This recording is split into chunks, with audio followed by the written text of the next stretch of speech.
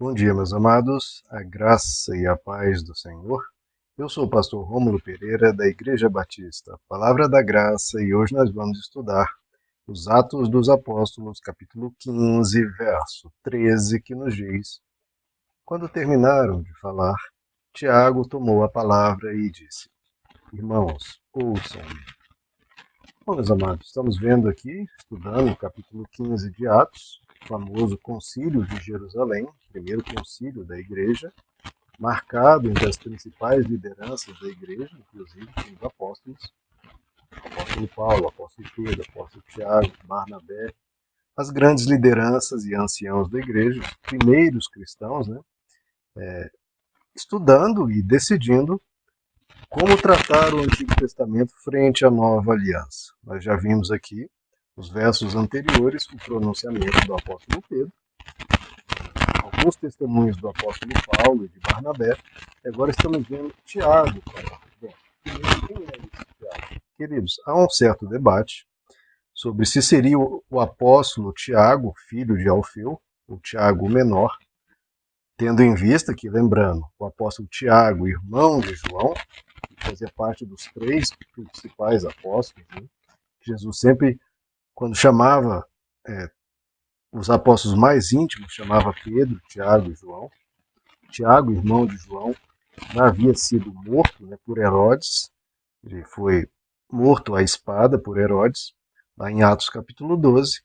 Então, esse Tiago ou é Tiago Alfeu ou Tiago, irmão de Jesus, que a maioria dos estudiosos apontam, que é quem escreveu a epístola de Tiago, inclusive uma epístola maravilhosa. Tiago, irmão de Jesus. A maioria dos estudiosos apontam que nesse tempo ele era o líder da igreja em Jerusalém, chamado bispo da igreja, o supervisor, que é a tradução da palavra bispo, né? Ele era o líder da igreja, tanto é que estamos vendo que ele que vai dar a decisão final. Ele que fala por último. E sempre quando vemos citações dos apóstolos, e Tiago está no meio, o nome de Tiago vem primeiro. Lembrando que é um princípio de autoridade dessas culturas antigas colocar o nome de maior evidência. E os de menor evidência vão seguindo na lista até o de menor evidência ser o último. Então, o nome de Tiago sempre é citado em primeiro. O apóstolo Paulo, por exemplo, lá em Gálatas capítulo 2, ele diz: Tiago, Cefas e João, que pareciam ser as colunas, deram a mim e a Barnabé as destas da comunhão. Ou seja, Paulo cita Tiago, Cefas, que é o nome Pedro em grego, Tiago, Cefas e João. Ou seja, Tiago era o principal. Isso é importante porque muitas vezes, historicamente, alguns querem apontar Pedro como a liderança principal, mas isso não se verifica biblicamente. Tiago era o líder da igreja em Jerusalém. Agora, também essa conversa de liderança, quem era o principal, nem é uma conversa muito segundo o caráter de Cristo. Né? O caráter de Cristo, o principal é Deus e seu Filho Jesus Cristo. Todos os demais são servos, todos os demais são irmãos, todos devem servir uns aos outros. Claro que há uma certa organização em toda instituição humana, e nessa organização não é questão de quem é mais, quem é menos, não, é só uma questão de organização. É o ser humano que tem essa coisa de fama, de sucesso, poder, quem está acima de quem, briga por poder, briga por posição. Isso nada tem a ver com o Evangelho, como Jesus bem diz. Entre as pessoas do mundo, os governantes dominam uns sobre os outros. Agora, entre vós, não será assim. Isso é muito importante, queridos, porque a gente fica tentando replicar as coisas do mundo, porque a nossa mente muitas vezes não se converteu ao Evangelho. A gente vê as coisas com um olhar que não tem nada a ver com o olhar de Cristo. O olhar do Evangelho é: entre vós não será assim. Entre vós, o maior será aquele que serve. Jesus não queria essa disputa de poder como havia entre os discípulos de Jesus, quando caminhavam com Jesus, havia essa disputa. Quem é o maior? Quem é o maior? Que é a mesma coisa que se repete em todas as igrejas. Né? Em toda, até as pessoas querendo entender quem era maior entre os apóstolos. Está fazendo uma pergunta que não tem a ver com o Evangelho. Jesus fala, olha, vocês ficam disputando quem é o maior entre vós, vocês têm que se preocupar em quem vai servir mais. Quem vai ser a pessoa mais amorosa, mais caridosa, que mais faz o bem. Para com essa disputa de poder, com disputa de ego, de querer aparecer, de querer ser o principal. Tudo isso é ego, tudo isso é feio, tudo isso é sem valor para Deus. A nossa busca não é por vanglória. Até o próprio nome diz, vanglória vem de vã-glória. É algo vão, é uma glória vã. Que a glória seja de Deus e a nossa busca seja por sermos pessoas melhores, pessoas que ajudam os outros, que estão acudindo, servindo e abençoando a vida do próximo. Não é disputa de poder, queridos. Não é. As pessoas têm esse olhar, mas, de novo, Jesus diz, entre vós não será assim. Quem é o principal? Quem é o mais poderoso? Quem é o mais famoso? Tudo são perguntas anti-evangelho, diferente do caráter de Cristo. Mas, de novo, só apontando que, historicamente, se havia uma certa organização, não em questão de novo, quem é o maior, o mais poderoso, mas uma questão organizacional, apenas para estruturar, mas sem disputa, sem essa coisa de vanglória, Tiago seria o líder, o bispo da igreja em Jerusalém. Ele começa então o seu discurso, o seu pronunciamento, que será a decisão a ser comunicada às demais igrejas ao redor do mundo, a decisão do Concílio de Jerusalém. Tiago vai começar o seu pronunciamento, então ele começa, irmãos, ouçam-me. A primeira coisa, queridos, que eu queria deixar aqui para nós hoje, é a importância de ouvir, né, queridos? Porque nessas polarizações que há, nessas disputas que há, hoje disputas políticas terríveis, né, muito polarizadas, em que todo mundo fala e ninguém ouve, que eu acho muito triste. Família, dentro de uma mesma família, pessoas, todo mundo falando e ninguém ouvindo. Criando rixas, criando conflitos, criando disputas e famílias sendo divididas. Mesmo famílias totalmente cristãs se dividindo. Que é o objetivo de quem? De Satanás, do diabo, que a palavra diabo significa aquele que divide. Aquele que divide. O que ele quer gerar? Divisão, meu irmão. E às vezes o ser humano, aquela ânsia de ter razão, e às vezes querendo defender uma posição que ele acha correta, que ele acha justa, que ele acha direita, que ele acha o correto, o mais nobre e até o mais segundo as escrituras, acabam servindo a Satanás, dividindo. Então a gente tem que ter muito cuidado com isso, queridos, com divisões. É claro que a gente tem que fazer uma separação entre o que é certo e o que é errado, ponto.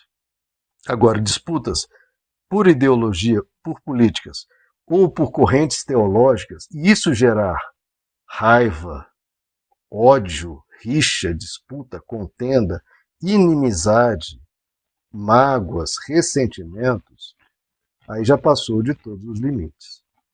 Nós devemos defender posições corretas, mas não haver uma disputa ideológica, pelo menos não a esse ponto, mas em termos de justiça, que você possa ter uma posição, até em termos políticos, você como cidadão tem o direito de ter uma posição. Agora, não faça isso uma bandeira a ponto de guerrear contra tudo e contra todos, e principalmente sem ouvir. É o que o Tiago está dizendo aqui, olha, meus irmãos, cada um aqui tem posições diferentes, agora ouçam.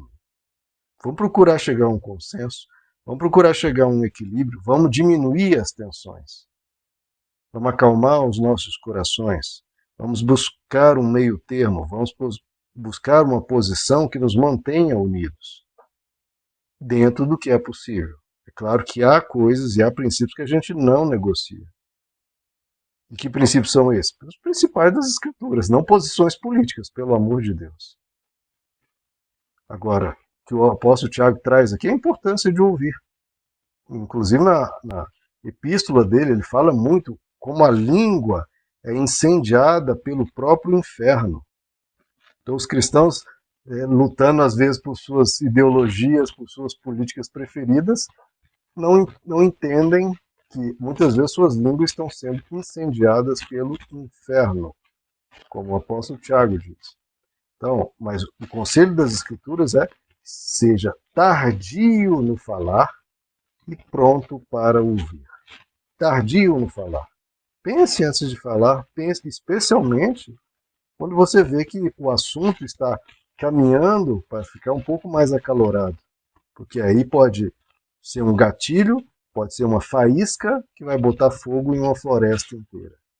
Separar pessoas, criar inimizade, criar ódios ou mesmo gerar algum tipo de violência.